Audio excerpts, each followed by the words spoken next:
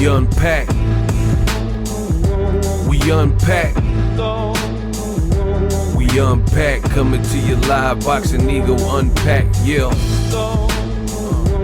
We unpack. We unpack. We unpack. Coming to your live. Oscar De La Hoya.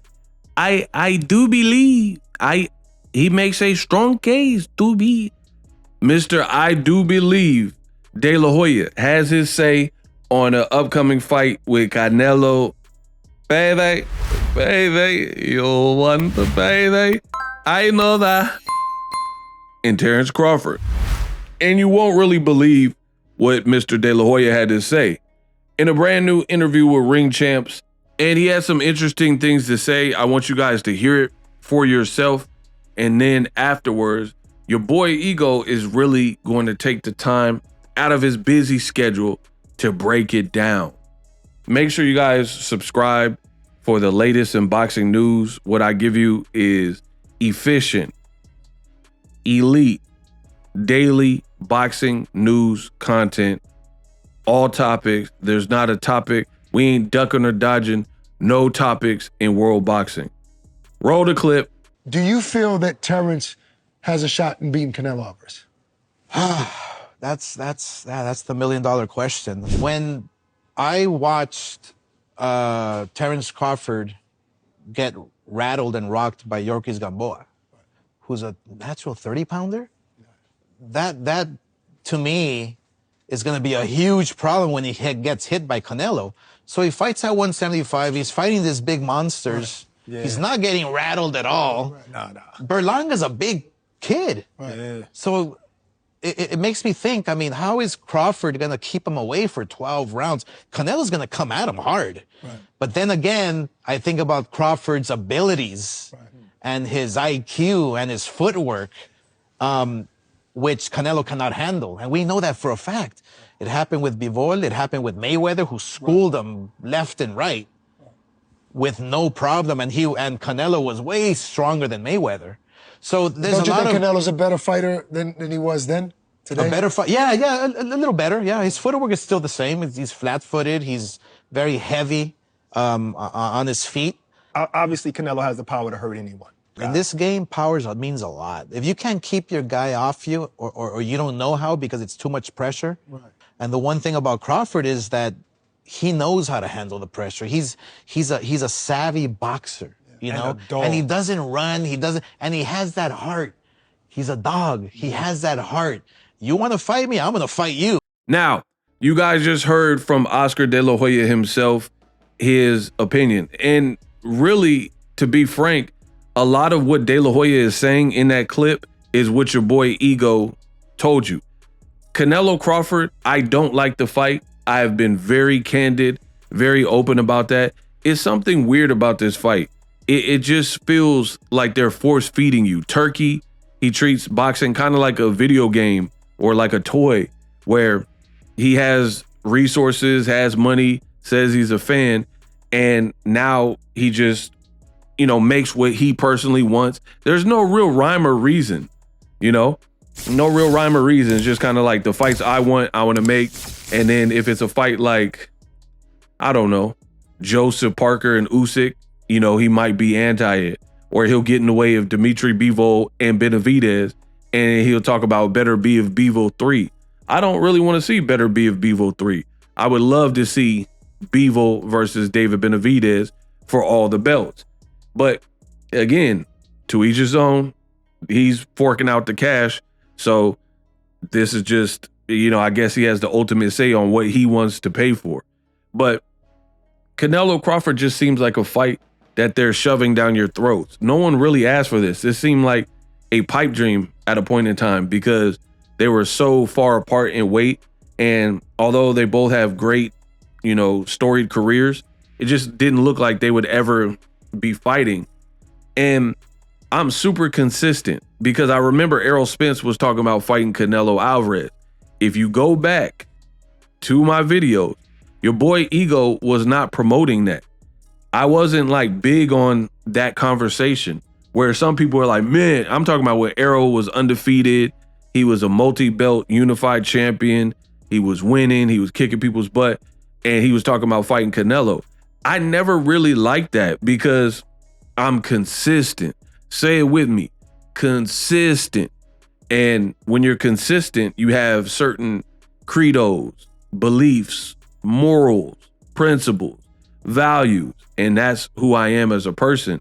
So it doesn't matter if you sub in this name with this name. If it's something I believe in, it don't matter who the person is. And that's how you know when someone's being real. That's how you know I'm the best in the business and it's not even close. Because what I say, I really mean, and it don't matter who you are, it's the same rules for everybody. I didn't like Amir Khan moving up to fight Canelo at Canelo weight of 155. I spoke on it. I didn't like Triple G moving up to fight. Hell no, guys. Hey, Max, a big drama. And Max, no, it's nothing. Right? Triple G, I thought that was stupid. Again, I watched these fights. I covered the Canelo Khan fight. It was the first fight in the new T-Mobile Arena for boxing. Right? But that's just because I'm doing my job, not because I personally want it. I'm a businessman. You know that because you find me at my places of business. So I can separate my own personal feelings and separate that from I cover a fight if the crowd wants me to cover the fight. You see what I'm saying? And that's what it is with Canelo Crawford. But personally, I've maintained the same thing. It feels forced. It feels like a reach. I don't really even hear much of a buzz. Like for a fight to be on Netflix and things like that, I'm not really hearing the insane buzz behind the fight. But what Oscar De La Hoya said, I think is valid. Your boy Ego has been talking about it. The fact that Crawford got rocked by Yuriorkis Gamboa, that kind of sticks with you because this is a guy who's really at his best was a featherweight 130 pounder and he's clipping Crawford. You can't afford to get rocked and hit like that by Canelo with a year off, new weight class, moving up 14 pounds, 2 to 3 weight classes. Canelo has heavy hands, right? And here's the thing too. Crawford can come out excellent, looking good, establishing a jab, befuddling, confusing Canelo, making Canelo have to search for him and miss, all that, right? But Canelo is a prize fighter. He's an elite fighter. At some point, he's going to hit you unless you just do some wilder stuff. And I don't even want to go down that path because if Crawford moves up basically 3 weight classes and hit Canelo like Wilder and just iced him with one punch, there's going to be a lot of questions from a lot of people about how he didn't do nobody like that at welterweight. Even Errol, you stopped him, but it was a TKO stoppage. So if you move up all this weight and take a granite chin Canelo and you do him like Wilder was doing Spilka, people are going to question, is the fight fixed? Are you on drugs? I'm just being real. That's what it is. And so I don't really know anyone that's intelligently picking Crawford to one-hitter quitter a guy like Canelo. So that means you have to be up in there with him, even with this added bulk, and you're going to have to outbox him pretty much, you know, or try to push for a TKO stoppage, which again, Canelo is fighting bigger guys, Berlanga and Munguia, guys who rehydrate more than likely what Crawford will. And he's taking their punches like it was nothing. So can Crawford really, really hurt Canelo? So yeah, it'll be an interesting fight. De La Hoya did show some optimism because Crawford's skill. But I think if Canelo shows up and has a real camp and is not hurt, the pressure is still on Crawford to get this bigger guy's respect. I believe that. Weight classes exist for a reason. I don't want to hear about Crawford did well if he gets beat, if he gets slept, or if he just loses. I'm not accepting, oh, he tried, he gave him a good fight, oh, he dared to be great. I'm not tolerating none of that. Either you win or you lose. No participation trophies. I don't care about daring to be great. Journeymen to champions, everybody who boxes is daring to be great, and it's a hard way to make a living. So I'm not giving Crawford a bunch of credit for cashing out if he loses to Canelo badly. You said you wanted this, and now it makes sense to you. You got to win, just like any other Crawford fight. Errol Spence was an important fight for you. Madrimov, you had to win those. So I'm not giving participation trophies out if Crawford comes up short. You're bulking up. You said you're going to beat Canelo and you're on his level or a higher level. So show us that. But I agree with De La Hoya. When you see him getting hurt by a smaller Gamboa, it does raise the question of durability. We also seen Crawford. I've seen him hurt multiple times. I don't know about y'all, but he got rocked and got his bell rung versus Thierry Jean back when they fought. And I know he came back and stopped all these guys, but it doesn't change the fact that Mean Machine dropped him. Thierry Jean caught his attention and really rocked him in one of those rounds. And Gamboa clearly had him on like stanky leg. So you could say that he's improved, I guess, from the Gamboa fight, because that was early in his career. But your chin is kind of what you're born with. It's like there's no factory reset where you can act like you just hit a button and reboot your chin back to factory settings. So Crawford still, the thing is, Crawford gets hit. That's why I don't like this fight either. Crawford gets hit. People keep comparing this to Floyd Mayweather. Crawford don't fight like Floyd Mayweather, especially in the Money May stage. He don't fight like that. He fights in an aggressive style, and he fights in a way where he gets hit. His eye looked like it was going away versus Kell Brook, and that was a faded, washed up version of Kell Brook. And Kell Brook's jab was rocking Crawford's eye out. His whole eye socket was like swollen. You know what I mean? So if Canelo touch you with any of that stuff, it's going to be a long night, or it might be a short night. But it might be a short night, have you doing this stanky leg dancing like it's Fortnite. That's a bar. I said it might be a short night, stanky leg, have you dancing like Fortnite. That's a bar. For more bars and boxing, subscribe to my channel. I don't know how to feel about this fight.